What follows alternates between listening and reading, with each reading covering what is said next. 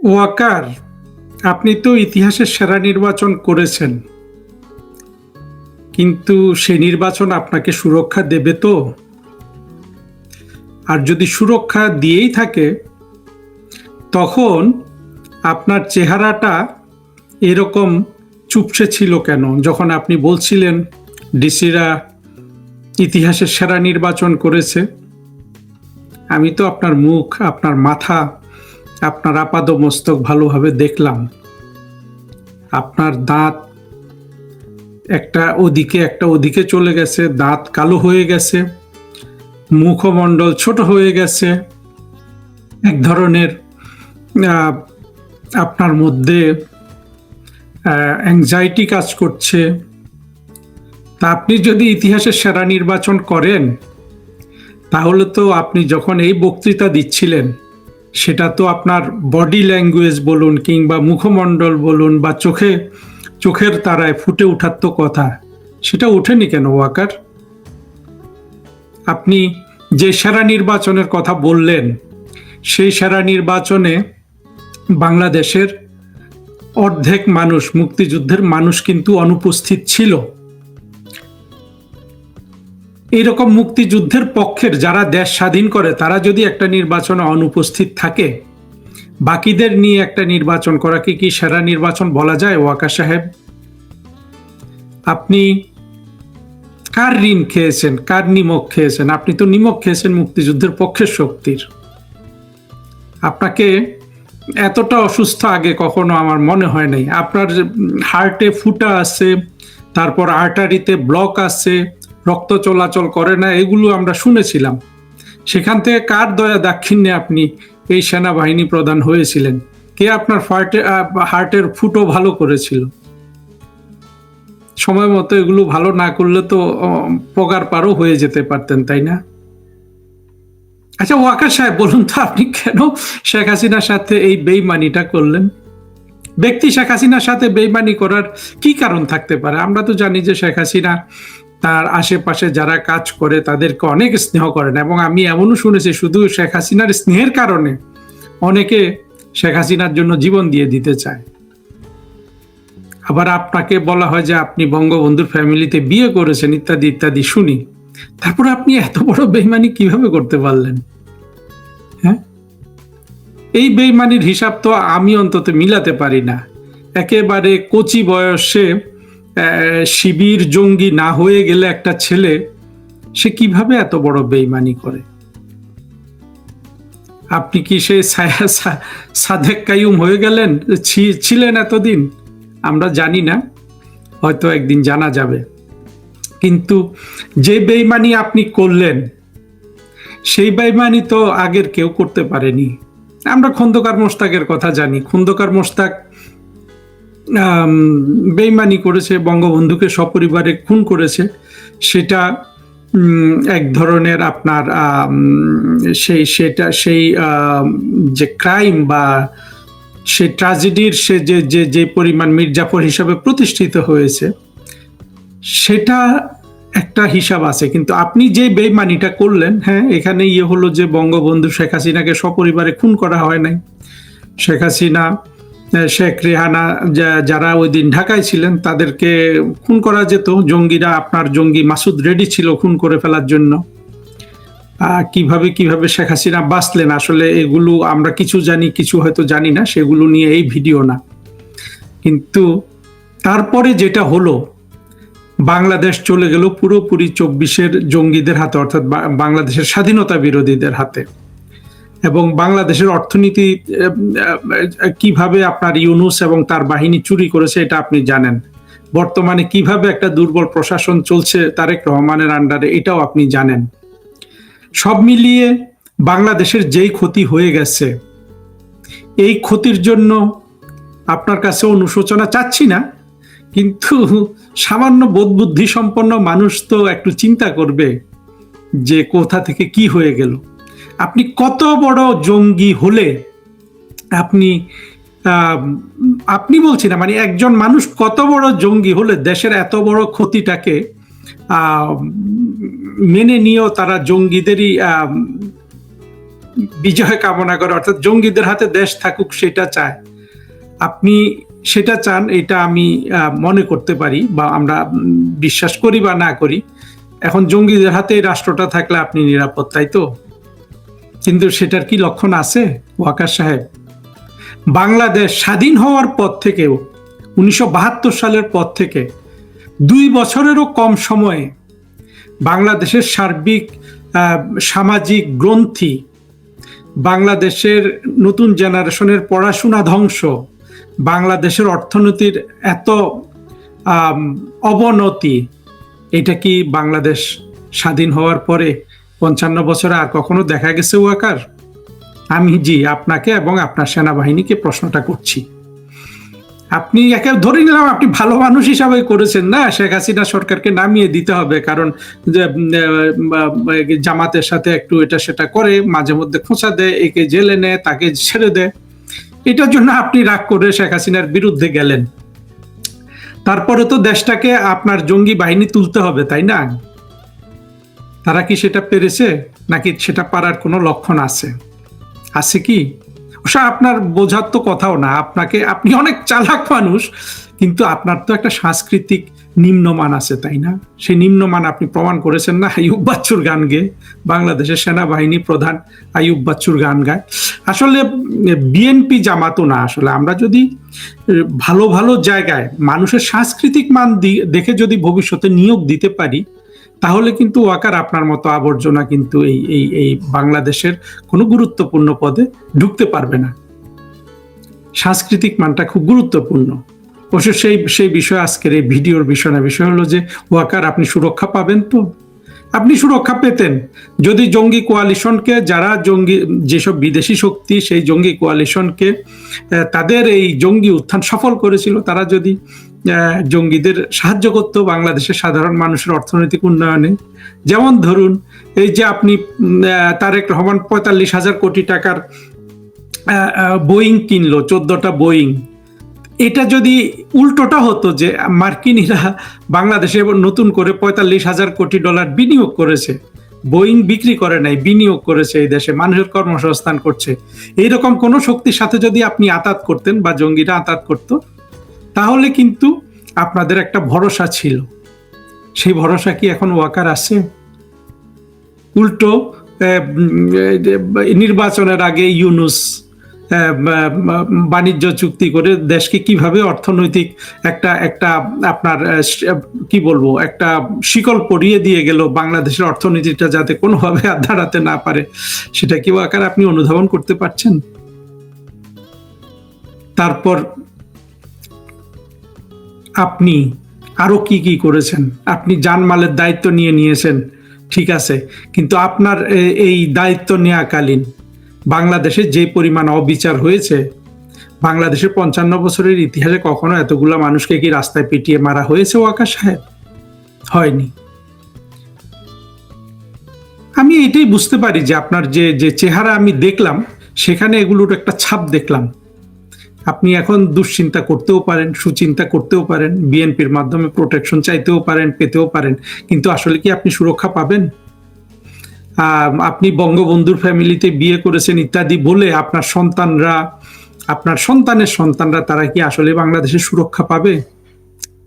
1971-72 সাল অর্থাৎ স্বাধীন বাংলাদেশে আর কোন জেনারেলের কর্মকাণ্ড কি বাংলাদেশকে এত বড় আঘাত করেছে? হ্যাঁ, জেনারেল শফিউল্লাহ কর্মকাণ্ড করেছিল। জেনারেল শফিউল্লাহর নিষ্ক্রিয়তায় বঙ্গবন্ধুকে হত্যা করা হয়েছে। জেনারেল শফিউল্লাহকে আমরা কিন্তু কোনো অ্যাক্টিভলি কিছু করতে দেখিনি। সেখানেও শফিউল্লাহ অবরুদ্ধ ছিল, এইভাবে বিশ্বাস করা হচ্ছে। কিন্তু আপনি তো একেবারে অ্যাক্টিভলি অংশগ্রহণ করেছেন, শেখ হাসিনার পতনে করেননি? আপনি তো 4 তারিখ থেকে সব মিটিং টিটিং শুরু করে দিয়েছেন। হ্যাঁ, প্রধানমন্ত্রী এবং সরকার বিপদে আপনি সন্ত্রাসীদের সাথে মিটিং করে দিয়েছেন। আচ্ছা বলুন তো ওয়াকার, আপনি তো একটা জেনারেল, তাহলে আপনি ডোনাল্ডুর একটা ধমক খেয়ে এইভাবে বন্ধ হয়ে গেলেন কেন? ডোনাল্ডুর ধমক খেয়েই আপনাকে রাষ্ট্রের বিরুদ্ধে চলে যেতে হবে? বাংলাদেশের সেনাবাহিনী ইউএন পিস কিপিং এ যেতে পারবে না, তার জন্য আপনাকে সরকারের বিরুদ্ধে চলে যেতে হবে?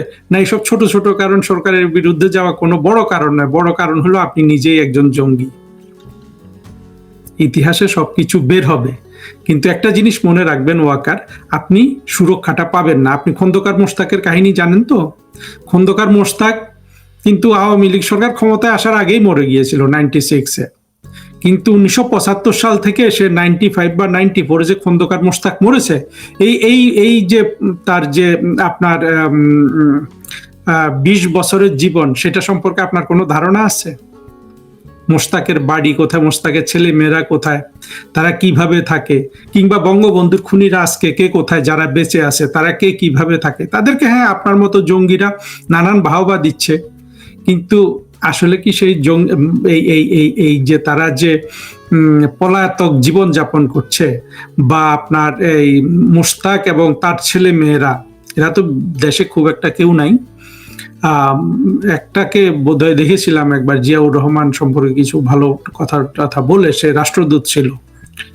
তো এদের অবস্থা, আপনি তো এত ভালো থাকতে পারবেন না বাংলাদেশে থাকুন, বিদেশে থাকুন, আপনি জেনারেল মঈনের কথা ভাবুন। জেনারেল মঈন কিন্তু একজন দেশপ্রেমিক জেনারেল ছিলেন। যেভাবে পারুক উনি কিন্তু বাংলাদেশে একটা ইনক্লুসিভ নির্বাচনের ব্যবস্থা করেছিলেন। তারপর তো জেনারেল মঈন কখনো বলে নাই যে এত ভালো ইলেকশন আমি করে দিয়েছি, বলেছে? আপনি শুধু বাংলাদেশের 40-50% মানুষকে নিয়ে, যারা সবাই জুলাই জঙ্গি উত্থানে আপনার সহযোগী হয়েছিল, বা আপনি যাদের সহযোগী হয়েছিলেন, তাদের মধ্যে ক্ষমতার বন্টনের একটা ইলেকশন করে দিয়ে আপনি সেটাকে যে এত বড় ইলেকশন হিসেবে ঘোষণা দিচ্ছেন, জেনারেল আপনি কি বাঁচতে পারবেন? আপনি তো কাউকে বাঁচানোর, হ্যাঁ আপনি আওয়ামী লীগের অনেক নেতাদের বাঁচিয়েছেন, কি কি এগুলা বলে জঙ্গিরা, কিন্তু গোপালগঞ্জে তো আপনার ডান্ডা আবার দাঁড়িয়ে গিয়েছিল, সেখানে তো আপনি ম্যাসেকার করেছেন। সেখান থেকে আপনি ক্ষমা পাবেন?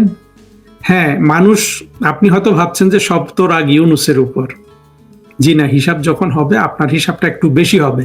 ইউনূস কিন্তু একজন ভাড়াটিয়া, ইউনূস বিদেশি, এটা আমরা আগে থেকেই জানতাম। সে ভাড়াটিয়া হিসাবে এসে ভাড়াটিয়া হিসাবে চলে গেছে, মার্সেনারি ফোর্স। আপনি তো এই দেশের সেনাবাহিনীতে দীর্ঘদিন চাকরি করেছেন, আপনার কি ধারণা সেনাবাহিনী সব আপনার মতো জঙ্গি? সেখানে জেনারেল মুজিব বা কি বলে যে আরো যে আছে জেনারেল, যে জেনারেলটাকে আপনারা বন্দি করে রেখেছেন, জেনারেল জিয়া, এদের মতো জেনারেল নাই, দেশপ্রেমিক জেনারেল নাই। জেনারেল আজিজের মতো দেশপ্রেমিক জেনারেল সেখানে নাই আর্মি অফিসার। আমার তো ধারণা অন্তত অর্ধেক আছে। কতজনের আপনার চাকরি থেকে বরখাস্ত করবেন? কতজনকে কি শাস্তি দিবেন? পারবেন সবকিছু? আপনার অবস্থাটা কি হবে জেনারেল, আপনি একটু চিন্তা করে দেখেন। আপনার কিন্তু বিশাল সুযোগ ছিল, এমনকি শেখ হাসিনা বিরুদ্ধে গিয়েও কিন্তু আপনি বাংলাদেশকেও বাঁচাতে পারতেন, আপনাকেও মহান একজন নায়ক হিসাবে আবির্ভাব করতে পারতেন। সেটা বলতেও আমার লজ্জা লাগছে। সেটা হলো যে আপনি নিজেই যদি ক্ষমতাটা হাতে নিয়ে আপনি যদি একটা সুষ্ঠু সবল সব দলের অংশগ্রহণে ইলেকশনের ব্যবস্থা করে দিতেন, সেই ইলেকশনে কিন্তু আবার আওয়ামী লীগই জিতে আসতো। তারপরে কিন্তু আওয়ামী লীগের লোকজনের ক্রোধ আপনার উপর আর থাকতো না। এখন যে ক্রোধ আপনি উৎপাদন করেছেন, এইটা কি আপনি কিয়ামত পর্যন্ত চেষ্টা করলে আপনি প্রশমন করতে পারবেন না। আর প্রশমন না করতে হলে কি দরকার? আপনার দরকার সুরক্ষা। সেই সুরক্ষা তারেক রহমান থেকে হতে পারে, আপনি যে ইলেকশন নিয়ে বাহাদুরি করলেন সেই ইলেকশন থেকে হতে পারে, কিন্তু তারা কি এই রাষ্ট্রকে চালাতে পারছে? রাষ্ট্রের অবস্থা কোন দিকে যাচ্ছে? খলিল সাহেব আজকে চায়নাতে দেখলাম, পারবে তো সব ম্যানেজ করতে? জেনারেল আপনি আপনার একুল ওকুল দুকুলি কিন্তু হারিয়েছেন। বাংলাদেশে একটা হামের মহামারী চলছে এবং এই মহামারীতে নিষ্পাপ শিশুরা মারা যাচ্ছে, নবজাতক, 7 মাস 8 মাস বয়সী, 1 বছর বয়সী, এবং 400 শিশু মারা যাওয়ার পরও বাংলাদেশের কোনো তরফ থেকে, কোনো মানুষের কাছ থেকে কিন্তু কোনো ধরনের প্রতিবাদ নাই, বা কোনো ধরনের উচ্চবাচ্য নাই। কিন্তু নাই কেন? এই জিনিসটা একটু আলোচনা করি। দেখুন, আপনাদের নিশ্চয় মনে আছে জুলাই জঙ্গি উত্থান চলাকালে 2024 সালে ঢাকা বিশ্ববিদ্যালয়ের শিক্ষিকা একটা মেয়ে, যে আপনার কাঁপে না কেন, তার কাঁপে না, আসমান কাঁপে, এই বক্তৃতা দিয়ে সে কিন্তু হইচই ফেলে দিয়েছিল, এবং তার পরবর্তীতে সে আসমানি বেগম নামে খ্যাতি পেয়েছে। এই জঙ্গিনী মহিলাটা যখন এই বক্তৃতা দেয়, তখন যখন 2024 সালে এই জঙ্গি আন্দোলনটা হচ্ছিল, সেখানে কিছু মানুষ খুন হচ্ছিল, জঙ্গিরা জঙ্গিদের খুন করছিল, এবং আইন শৃঙ্খলা রক্ষাকারী বাহিনীর অ্যাকশনেও কিছু মানুষ মারা যাচ্ছিল, এবং একজন মারা গেলেই তখন আমরা নানান মানুষকে রাস্তায় নেমে আসতে দেখেছি, একজন দুইজন বা আবু সাইদ এবং মুগ্ধর মতো আত্মঘাতী জঙ্গি, যেগুলো আসলে যে কোনো দেশের জন্য আসলে সভ্যতার শত্রু, মানবতার শত্রু, আত্মঘাতী হয়ে যাওয়া, এবং এইভাবে আপনার পুলিশের সামনে দাঁড়িয়ে থেকে নিজের জীবন দিয়ে দেয়া, যে জীবনটা সে আবু সাইদ এবং মুগ্ধ দুইজনই কিন্তু জঙ্গিদের হাতে জীবন দিল। পরবর্তীতে আমরা দেখেছি যে এই জঙ্গিরা কতভাবে প্রমাণ করেছে এই জঙ্গিগুলা জঙ্গিদের হাতে মরেছে। তার সবচেয়ে বড় প্রমাণ ছিল যে আত্মঘাতী জঙ্গিটা বেঁচে গেছে সার্জিস, সে কিন্তু হুঙ্কার দিয়েছে যে একটা লাশও কিন্তু তোলা যাবে না, অর্থাৎ লাশ তুলে কবর থেকে পরীক্ষা করা বা লাশগুলোকে ভালোভাবে পরীক্ষা করে এটা যে নির্ধারণ করা যে এরা কিভাবে মারা গেল, সেটা কিন্তু ওই জঙ্গিরা কিন্তু তখন বাধা প্রদান করেছে। আর এরা একজন দুইজন চারজন যাই মারা যাক, আমি এখানে কোনো মৃত্যুর মহিমা করতে আসিনি, তখন কিন্তু ওই যে ডক্টর কামাল হোসেন, তার মেয়ে সারা হোসেন, তারপরে জেডাই খান পান্না, তারপরে আপনার মতিউর রহমান, মাহফুজা নাম, নুরুল কবির, আরো কার কার নাম বলবেন এবং কার নাম বলবেন না আপনি, সবার কিন্তু আসমান কেঁপে গেছে, আসমান জমিন কেঁপে বাংলাদেশ চৌচির হয়ে গেছে। কোনো একটা চ্যানেলে একটা ছেলে টক শো করতো, সে এক হাইকোর্টের বিচারকের ছেলে, জামাতের একটা জঙ্গি, এখনো বোধহয় টক শো করে, সেই ছেলেটার আসমান কেঁপে গেছে। সে সারা হোসেন, এরা রাস্তায় অভিনয় করে টোরে যে কারো বাপের না, এটা তারও কারো বাপের না, দেশটা কারো বাপের না, তারপরে বাংলাদেশের সব নটি, সিনেমা, গল্প, এখানকার অভিনেতা অভিনেত্রী, বাঁধন, মোশাররফ করিম, কে নাই সেখানে। পরবর্তীতে তো আরো বের হয়েছে যে খাঁটি জঙ্গি ফারুকি বা কি আশফাক নিপুণ, সবার আকাশ বাতাস কেঁপে চার, মানে কি কি করুণ দশা, কি কি ধরনের আপনার উচ্ছৃঙ্খলতা ওরা বাংলাদেশে তখন তৈরি করেছিল। এবং সাথে সাথে জঙ্গিনীরা রাস্তায় নেমে জঙ্গিদের মাথায় হাত বুলিয়ে দেয়া, পায়ে পানির ছিটকে দেয়া, পানির গ্লাসে গিয়ে দেয়া, হ্যাঁ, পাউরুটি কলা ইত্যাদি আঁচল থেকে বের করে দেয়া, সারা বাংলাদেশকে যেভাবে বেকুব বানিয়েছে। কারণ একদল আত্মঘাতী জঙ্গি বাংলাদেশের উপর আপনার ঝাঁপিয়ে পড়েছিল, তাদের উদ্দেশ্য ছিল শেখ হাসিনার সরকারকে সরানো এবং বাংলাদেশে দুটা বিশেষ অবস্থার প্রতিশোধ নেয়। একটা হলো 1971 সালে পরাজিত হওয়া পাকিস্তান এবং মানসিকতার বাংলাদেশিরা, পরবর্তীতে যারা আরো বেশি মৌলবাদী, আরো বেশি জঙ্গি এবং বিনাশী শক্তি হয়ে যায়, এবং পরবর্তীতে তারা আবার করলো যে আপনার 2011-12 সালে যে শেখ হাসিনা যুদ্ধাপরাধীদের বিচার শুরু করলেন, সেটার প্রতিশোধ নেওয়া হিসাবে তারা দেশটা দখল করলো। মার্কিনীরা সেখানে যোগ দিল, অন্যান্য বিদেশি শক্তি, কেউ বলে ভারতও যোগ দিয়েছে, চীন, সবাই মোটামুটি এখানে সবাই, মানে শেখ হাসিনা গেলে তো রাষ্ট্রটার উপর ঝাঁপিয়ে পড়া যাবে, যার যার অংশ কেড়ে নেওয়া যাবে, ঝাঁপিয়ে পড়েছে। আর বাংলাদেশের যাদেরকে আমরা বুদ্ধিজীবী ইত্যাদি বিবেক মনে করি, এই যে সলিমুল্লাহ খান, কত বড় আপনার শেখ হাসিনাকে, সরকারকে ক্ষমতা পদত্যাগও করতে হবে, আবার ক্ষমাও চাইতে হবে, এই বক্তৃতা দিল না। এইসব লোকের কারো কিন্তু আজকে আসমান কাঁপছে না। 400 শিশু কিন্তু মরে গেছে, প্রতিটা শিশু নিষ্পাপ। এবং জঙ্গিদের সময় যারা মরেছে, জঙ্গিরা যাদের মেরেছে, সব মিলে সেখানে তো যাই হোক, আমি জঙ্গিদের বিরুদ্ধে কথা বলে এই জিনিসটাকে খাটো করতে চাচ্ছি না, মানে তখন এক একটা মৃত্যুর সবার আকাশ বাতাস কাঁপিয়ে দিয়েছে। আজকে কিন্তু আপনার এতগুলা শিশু মারা গেল। এই শিশু তো শুধু আওয়ামী লীগের পরিবারের বা আওয়ামী লীগ সমর্থকদের শিশু মারা যায়নি, এখানে সব দলের শিশুই মারা যাওয়ার কথা। কারণ এই ধরনের মহামারী কখনো বাছবিচার করে আসে না, বাড়ি মানে কোন বাড়ি আওয়ামী লীগের, কোন বাড়ি এনসিপির, এটা তো আর এই রোগ জানে না। শিশুগুলা কেন মারা গেল? একেবারে অ্যাভয়েডেবল একটা কারণে, সেটা হলো যে ইউনূসের সরকার এদের জন্য টিকার ব্যবস্থা করেনি যথাসময় এবং টিকা প্রদানও করেনি। ইউনূসের উপর কারো কোনো ক্ষোভ হচ্ছে বা ইউনূসের বিরুদ্ধে যে কেউ একটা কথা বলবে সেটা বলবে না। এই যে ওয়াকার, যে মোটামুটি বাংলাদেশ দাবড়ে বেড়াচ্ছে 5 আগস্টের পর থেকে, ওয়াকারই তো এখন পর্যন্ত আসলে সবকিছুর মালিক, এখনো সেনাবাহিনী রাস্তায় আছে। তার মানে হলো তারেক রহমানও পুতুল, পুতুল, ইউনূসও পুতুল। প্রকৃত ক্ষমতা তো ওয়াকার এবং তার বাহিনীর হাতে। তাদের কারো কিন্তু কোনো কিছু কাঁপছে না। কারণ হলো এই শিশুগুলার পেছনে কোনো আপনার সংঘবদ্ধ কোনো চক্র নাই। এবং যেহেতু বাংলাদেশের আসলে মানুষ বলতে বলবো যে আমরা যেগুলোকে বলি যে বুদ্ধিজীবী বা সাংবাদিকতাও তো বাংলাদেশে আজকে নাই। ইউনূস তো সবকিছু মেরে ফেলেছে, তার মধ্যে বাংলাদেশের মিডিয়াটাও মেরে ফেলেছে। আসলে মিডিয়া নিয়ে আলাদা কথা বলা উচিত। না আছে এই দেশে মিডিয়া, না আছে বুদ্ধিজীবী। তাহলে কাঁপবেটা কিভাবে?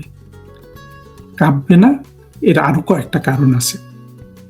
একটা জিনিস দেখবেন, প্রথম কথা হলো যে বুদ্ধিজীবী হতে হলে আপনার এই কন্ডিশনটা কিন্তু আপনার ইউনিভার্সাল। আপনি যদি একজন অসাম্প্রদায়িক মানুষ না হন, আপনি বুদ্ধিজীবী হতে পারবেন না। এখন বাংলাদেশের যে বুদ্ধিজীবীগুলো আছে তাদের মধ্যে তো অসাম্প্রদায়িক মানুষ আছে। আমি তো মনে করি না মতিউর রহমান, মাহফুজ আনাম, সিরাজুল ইসলাম চৌধুরী, বদরুদ্দিন ওমর এরা তো সাম্প্রদায়িক না, এরা হলো নাস্তিক। নাস্তিক হওয়া তো ভালো, নাস্তিক হওয়া ভালো এই অর্থে যে নাস্তিক মানুষ বিবেকবান হয়, কিন্তু এদের কিন্তু কোনো বিবেক নাই। নুরুল কবিরের বিবেক নাই। অর্থাৎ আজকে যে শিশু মারা যাচ্ছে এখানে কিন্তু কারো কিন্তু আসমানটা কাঁপছে না।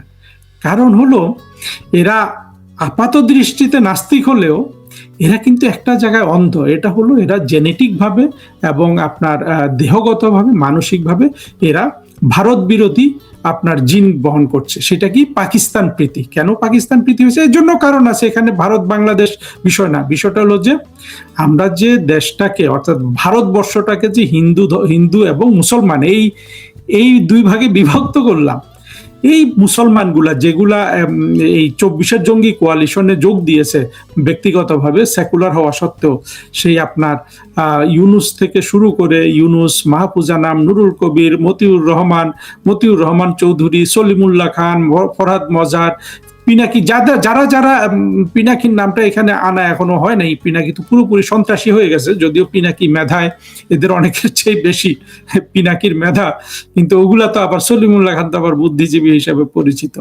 যদিও সলিমুল্লাহর মতো বাগ্মী লোকজন আসলে বাটপার হয়, এটা আমি অনেকবার বলেছি। যা হোক, কথা বলে খাটো করছি, আসলে মানে আলোচনাটা বোধহয় আপনার ডিরেল হয়ে যাচ্ছে। সেটা হলো এই লোকগুলা প্রকৃত প্রস্তাবে এদের মধ্যে যে দেশভাগের কারণে, অর্থাৎ একদিক থেকে ওরা যতটাই আপনার সেকুলার হোক, কিন্তু হিন্দু বিদ্বেষটা রয়ে গেছে। ওই যে দেশভাগ হয়েছে হিন্দু এবং মুসলমানের বেসিসে, পাকিস্তান হবে মুসলমানদের, সেই পাকিস্তানটা যে আবার 1971 সালে ভাগ হয়ে গেল, এই ঘৃণাটা এদের মধ্যে থেকে যাওয়াতে এরা আজ পর্যন্ত বাংলাদেশটাকে মেনে নিতে পারে নাই। ফলে এরা সেকুলার হলেও এরা নিজেরা ব্যক্তিগত জীবনে অসাম্প্রদায়িক হলেও ওই সাম্প্রদায়িকতাটুকুন রয়ে গেছে, যেটা রাজনৈতিক কারণে পরিবার থেকে এদের এসছে। আর যেটা হলো যে একটা অসাম্প্রদায়িক মানুষ যেমন আপনার বুদ্ধিজীবী হতে পারে না, আবার এই ধরনের আপনার যে কুসংস্কার ভেতরে থাকে, যে দেশ ভাগের কারণে যেহেতু হিন্দু মুসলমানের হিসাবে ভাগ হয়েছে, এরা যেহেতু মুসলমান ছিল জন্মগতভাবে, এরা যেহেতু পাকিস্তানে থাকতে পারেনি, এখন তারা বাংলাদেশকে ঘৃণা করছে। এই ঘৃণাটাও কিন্তু যুক্তির উপর প্রতিষ্ঠিত নয়, সংস্কারের উপর প্রতিষ্ঠিত। অসাম্প্রদায়িকতা মানেই হলো আপনি পৃথিবীর যাবতীয় সংস্কার মুক্ত।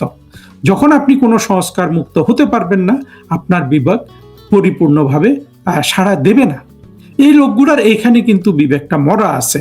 কারণ বিবেক মরা দেখেই এরা যে কোনো কিছুতেই এরা কিন্তু বাংলাদেশের স্বাধীনতা বিরোধী জঙ্গিদের সাথে চলে যায়। আপনারা দেখেন, আপনারা খেয়াল করেছেন কিনা, 2013 সালে হেফাজত কাণ্ডের সময় সিপিবির অফিস কিন্তু ওরা জ্বালিয়ে দিছিল, এই হেফাজতের ছেলে মেয়েরা। সেই সিপিবির লোকগুলা, সেই মোজাহিদুল ইসলাম সেলিম বা এই লোকগুলা কিন্তু আবার 2024 সালে এসে সেই জঙ্গিদের সাথে গেল জঙ্গি উত্থানের সময়। এদের যে মানসিক অসুস্থতা আছে বা মানসিক বিকাশ বলুন বা ওদের চিন্তা ভাবনা যুক্তি এগুলা যে পরিপূর্ণ না। শুধু শেখ হাসিনাকে ঘৃণা করতে হলেই তো এইভাবে জঙ্গিদের সাথে যাওয়া যায় না, তাই না? শেখ হাসিনাকে ঘৃণা করেও তো অনেকে জঙ্গিদের সাথে যায় নাই। শেখ হাসিনার উপর অনেকেই রাগ ছিল, কারণ হলো যে অনেক ধরনের রাগ থাকতে পারে। শেখ হাসিনা সরকার চালিয়েছেন, সেই সরকার থেকে যদি কোনো ধরনের সুযোগ সুবিধা পাওয়া না যায়, একটা মানুষের তো রাগ উঠতেই পারে, সেই রাগ তো থেকেছেই। কিন্তু বাড়তি রাগ হলো যে পাকিস্তান প্রীতি এবং 1971 সালের ওই পরাজয় এরা ভুলতে পারে না। এই যে মনের মধ্যে ওদের সংস্কার, এইটা ওদের বিবেকটাকে একটা একটা একটা বাধা দিয়ে রাখে আপনার এই যে আজকে হামের শিশু মৃত্যুতে আওয়াজ দিতে। তবে এইটা হলো দ্বিতীয় কারণ। সবচেয়ে বড় কারণটা কি জানেন? বড় কারণটা থেকে বাংলাদেশের লাভও হয়েছে, ক্ষতিও হয়েছে। ক্ষতি যেমন হচ্ছে, এখন যে হামের মহামারী চলছে এখানে কেউ কেউ কোনো কথা বলছে না, কিন্তু বড় লাভ হলো যে এই আবর্জনাগুলো সমাজে চিহ্নিত হয়ে গেল। 2024 সালের জঙ্গি উত্থানের কালে এরা সবাই একত্রিত হয়েছে, যে এতক্ষণ যাদের কথা আলোচনা করলাম, সেকুলার, বাম, ডান, জঙ্গি সব একাকার হয়ে গেছে না। এদের সবার একটা কমন আপনার শত্রু এবং মিত্র আছে। কমন মিত্র হলো পাকিস্তান, কমন শত্রু হলো ভারত। এবং ভারত যেহেতু বাংলাদেশের মুক্তিযুদ্ধে সহযোগিতা করেছে এবং বাংলাদেশ স্বাধীনতায় তারা সহায়তা করেছে, সেই জন্য এই ভারত এই জন্য তারা ঘৃণা করে, আর বাংলাদেশকে তো ওরা ঘৃণা করেই, কারণ ওরা তো বাংলাদেশ চায়নি। এদের সবার আব্বা হলো যে বদরউদ্দিন ওমর। আপনারা দেখবেন ওই বদরউদ্দিন ওমরের ছাত্র হইল নুরুল কবির। ফলে এদের বিবেক অংশ তো জাগ্রত, এবং এরা যে সবাই দল বেঁধে 2024 সালে এই জঙ্গিদের সাথে গেল, ওরা তো জানে যে ওরা একটা পক্ষ নিয়েছে। এবং এই 2024-এর আঘাতটা এত ব্যাপক আঘাত ছিল, যেখানে বাংলাদেশের মুক্তিযুদ্ধের পক্ষের শক্তি এবং মূল দল আওয়ামী লীগকে সরকার ছেড়ে দিতে হলো। আওয়ামী লীগের শত শত নেতা কর্মী আপনার রাস্তায় পিটিয়ে মারা হয়েছে, বিনা বিচারে শত শত মানুষকে, হাজার হাজার মানুষকে তারা বিনা বিচারে জেলে আটকে রেখেছে, হিন্দুদের নির্যাতন করেছে। এবং চিন্তা করা যায়, আমির হোসেন আমুর মতো নেতা আপনার জেলে, এখন বড় বড় সাংবাদিকরা জেলে। হ্যাঁ, এই যে ওরা একটা পক্ষ নিয়ে নিচ্ছে না, এখন সেই পক্ষটাকে, এই পক্ষ তো ছিল যে আপনার আত্মহত্যা করা অথবা বিজয়ী হওয়া। হ্যাঁ, নুরুল কবিররা যেই পক্ষটা নিয়েছে এটা আত্মহত্যা সামিল, অর্থাৎ তাদের যে পক্ষ তারা নিয়েছে, তারা যদি বিজয়ী হয়, তারা যদি এই বাংলাদেশে প্রিভেল করে, তারা যদি এই বাংলাদেশে আপনার স্থায়ী আসন করতে পারে, তাহলে তাদের বিজয়। আর যদি সে আসন যদি তারা করতে না পারে, তাহলে কিন্তু পরাজয়। কারণ হলো এটা তো 24-এর খুনাখুনিটা তো ডিসাইড করে ফেলেছে বাংলাদেশকে, যে বাংলাদেশে এক পক্ষ আসলে দুই পক্ষের যে সহাবস্থানের চেষ্টা বঙ্গবন্ধু থেকে শেখ হাসিনা, আওয়ামী লীগ এরা করেছিল, সেটা আসলে সফল হয় নাই। ফলে এখন কিন্তু আপনার ওই জায়গাটায় যেতে হবে, যে 71 সালের হিসাব নিকাশ চুকাতে হবে। ফলে বাংলাদেশে এখন হয়ে গেছে আইদার মুক্তিযুদ্ধের পক্ষের মানুষ বসবাস করবে, অথবা এই যে মুক্তিযুদ্ধ বিরোধী শক্তিগুলা যারা 24-এর জঙ্গি কোয়ালিশন করেছিল তারা বসবাস করবে। এই বিভেদটা এবং এই যে প্রেডিক্টটা আমি করছি কে বাংলাদেশে বসবাস করবে, এটা কিন্তু 2024-এর জঙ্গিরা কিন্তু সেটা কিন্তু বুঝিয়ে দিয়েছে। যে মানে ওই জর্জ বুশ জুনিয়র যেমন বলেছিল যে either you are with me or with them, ওই রকম একটা অবস্থা আর কি। তো এখানে বড় জিনিস হয়ে গেল যে 2024-এর জঙ্গি উত্থানটা আসলে ব্যর্থ হয়ে গেছে এই জন্য যে 2024-এ যে কোনো জঙ্গি উত্থানকে যদি আপনি ষড়যন্ত্র নাম দিতে পারেন, বিপ্লব নাম দিতে পারেন, যে কোনো একটা নাম দিতে পারেন, কিন্তু সেটাকে যদি আপনি সফল করতে চান, তাহলে যেই ভূখণ্ডটা আপনি দখল করলেন তার সেখানে শান্তি আনয়ন করতে হবে এবং তার অর্থনৈতিক উন্নয়ন করতে হবে। কিন্তু দুর্ভাগ্যের বিষয় হলো 2024-এর জঙ্গি কোয়ালিশনের জন্য ওরা যে আদর্শ আপনার লালন পালন করে, সেই পাকিস্তানি আদর্শ, সাম্প্রদায়িক আদর্শ, সেখানে অনেক সেকুলার থাকা সত্ত্বেও সেই আদর্শ যখন আপনার রাষ্ট্র চলে, সে রাষ্ট্রের কোনো অর্থনৈতিক উন্নয়ন হয় না, সে রাষ্ট্রে শান্তি আসে না। যেটা আমরা বাংলাদেশে দেখতে পাচ্ছি যে 24-এর 5 আগস্ট থেকে বাংলাদেশের অর্থনীতি ধ্বংস হয়ে গেছে, বাংলাদেশের সামাজিক গ্রন্থিগুলা নষ্ট হয়ে গেছে, সোশ্যাল ফ্যাব্রিক যেগুলাকে বলে। তারপরে আপনার বাংলাদেশের একটা চির দারিদ্র্যের মধ্যে পড়েছে, তার মরার উপর খাড়ার ঘাই হিসাবে ইউনূস কিন্তু আবার ইলেকশনের 2 দিন আগে দেশে একটা বাণিজ্য চুক্তি করে দেশটা স্থায়ীভাবে সে তার যে যারা নিয়োগকর্তা ছিল সেই মার্কিনীদের হাতে তুলে দিয়েছে এই বাংলাদেশের ব্যবসা বাণিজ্য। এই অবস্থা এখন দেখছেন না, তারেক রহমান আজকে কিন্তু খলিলকে পাঠিয়েছে চীনে। তারেক রহমান তো এখন উন্মাদের মতো খালি টাকা খুঁজবেন, কারণ ওনার কাছে তো টাকা নাই। এই নাই থাকা সত্ত্বেও উনি কিন্তু ওই যে ইউনূসের চুক্তি মানার জন্য 45,000 কোটি টাকা কিন্তু আবার মার্কিনীদের দিয়ে দিয়েছেন চুক্তি করে, সেগুলো দিবেন মানে কিস্তিতে পরিশোধ করুন, বাট দেয়া তো হয়ে গেছে। চিন্তা করেন এই অবস্থায় যেই আজকে হামের যে মহামারী চলছে, এখানে এই যে সব বুদ্ধিজীবী যাদের কাছ থেকে আপনারা আশা করেন যে ওরা একটু প্রতিবাদ করবে, একটু সহানুভূতি জানাবে, ওরা কোন মুখে জানাবে? ওরা তো প্রথম কথা হলো 24-এর জঙ্গি কোয়ালিশনের পক্ষ নিয়ে নিছে। আপনি যদি গণতান্ত্রিক ধারায় কোনো একটা পক্ষ নেন, আপনি সার্ভাইভ করতে পারবেন, কারণ অপর পক্ষ ক্ষমতা আসলে আপনাকে সেইভাবে জবাবদিহি করতে হবে না। কিন্তু এরা তো খুনিদের পক্ষ নিয়ে নিয়েছে। 2024-এ যারা খুন রাহাজানি করেছে এবং রাষ্ট্র ধ্বংস করেছে, পরবর্তীতে যারা খুন করেছে তাদের পক্ষ এই 24-এর যাদেরকে আমরা বুদ্ধিজীবী বলছি, এরা নিয়ে নিয়েছে। এবং এরা কিন্তু দেখতে পাচ্ছে যে দেশটা ধ্বংস হয়ে গেছে এবং এতে ওদের বুক অনেক বেশি কাঁপছে। ওদের আসমান কাঁপছে না শিশু মৃত্যুতে, কিন্তু এই যে 24-এর জঙ্গি কোয়ালিশনের যে রাজনৈতিক ব্যর্থতা জামাত এবং বিএনপির, তাতে কিন্তু ওদের আসমান কেন মহাবিশ্ব কেঁপে যাচ্ছে ভেতরে ভেতরে। এই অবস্থায় ওরা কিন্তু আরো বেশি 24-এর জঙ্গি কোয়ালিশনের সাথে অ্যাটাচ থাকবে, অর্থাৎ তারেক রহমানকে জামাতকে ওদের আরো বেশি সমর্থন দিতে হবে। না দিলে এটা তাদের সার্ভাইভালের প্রশ্ন, মানে তাদের ফিজিক্যাল সার্ভাইভালের প্রশ্ন। যেখানে তাদের ফিজিক্যাল সার্ভাইভালের প্রশ্ন জড়িয়ে গেছে, সেখানে আপনারা কিভাবে আশা করেন যে হামে 400 শিশু মারা গেলে এদের বুক কাঁপবে, এরা কথা বলবে? এরা যতক্ষণ পারে কথা বলবে না, যতক্ষণ পারে এটা তারেক রহমানকে বা জামাতকে বাঁচিয়ে রাখার এবং তাদের মাধ্যমে বাংলাদেশ শাসন করানোর চেষ্টা করবে। এখন প্রশ্ন হলো এরা সফল হবে কি? আপনি যদি ইতিহাসের শক্তিতে, সভ্যতার শক্তিতে বিশ্বাস করেন, আপনি বুঝবেন যে 24-এর জঙ্গি কোয়ালিশন বাংলাদেশে সফল হবে না। হ্যাঁ, বাংলাদেশকে ওরা অনেক বছর পিছিয়ে দিয়েছে, বাংলাদেশের অনেক মানুষ জঙ্গিদের সমর্থন করেছে, তার শাস্তি স্বরূপ বাংলাদেশের মানুষ এটা পাবে, কিন্তু এরা বাংলাদেশে কোনোদিন স্থায়ী হতে পারবে না। কারণ হতে পারবে না কেন? ইতিহাসের শক্তি, সভ্যতার শক্তি না থাকলে রাজনৈতিকভাবে, অর্থনৈতিকভাবে কোনো দেশে উন্নয়ন করা যায় না। আর বাংলাদেশের মানুষ যে সচেতন, আপনি যদি তাদের অর্থনৈতিক উন্নয়ন করতে না পারেন, তাদের যদি আপনি তাদের যদি ক্ষুধা নিবৃত্তি আপনি না করতে পারেন, তারা খুব বেশি দিন আপনাকে সহ্য করবে না। তারেক রহমান বলুন কিংবা জামাত বলুন, 24-এর যত জঙ্গি কোয়ালিশন আছে সবাই, তার সাথে তাদের এই বুদ্ধিজীবী পাকিস্তানি সেকুলার মেকুলার সব মিলে যারা আছে, এদের সবার ভাগ্য আজকে এক জায়গায় এসে পৌঁছেছে এবং সেটা একটা ডুবন্ত জাহাজের মতো। এটা আমরা দিন দিন দেখতে পাচ্ছি।